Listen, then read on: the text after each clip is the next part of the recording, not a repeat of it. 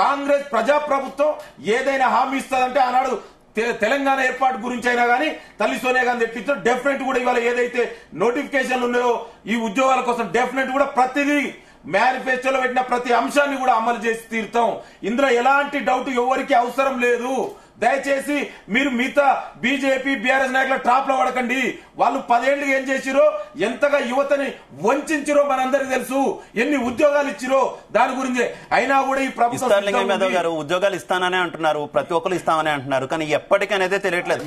ఒక్క సంవత్సరం వాయిదా పడితే వయసు మీరిపోయినటువంటి యువత వేలాది మంది రోడ్డును పడే పరిస్థితి ఉంది. ఒక్క సంవత్సరం ఆగితే ఇది ఖచ్చితంగా కూడా వయసుకు సంబంధించినటువంటి అంశం. వయసుకు సంబంధించినటువంటి అంశం. ఎందుకంటే ఖచ్చితంగా చెప్తున్నా, మీరు ఉచిత బస్సు వాయిదా వేసైనా సరే ముందు ఉద్యోగాల మీద దృష్టి పెట్టాల్సినటువంటి అవసరం ఉంది. 10 ఏళ్లుగా ఆగారు. ఎవరు కూడా ఉచిత బస్సు కావాలని రోడ్డు మీద వచ్చి ధర్నాలు చేయలే. ఎవరు కూడా వచ్చి మాకు ఉచిత బస్సు ఇవ్వండి అని చెప్పేసి ఎవరు రిక్వెస్ట్ చేయలే. కానీ ఉచిత బస్సు ఇచ్చారు, సంతోషం. అలానే ఎందుకు యువతను పట్టించుకోరు? వాళ్ళకు ఉద్యోగాలు రావాలి, ఉద్యోగాలు ఖచ్చితంగా ఇవ్వాలి, తొందరగా ఇవ్వాలి. డౌట్ అవసరం లేదు. తొందరలోనే మోతిలాల్ నాయక్ గారు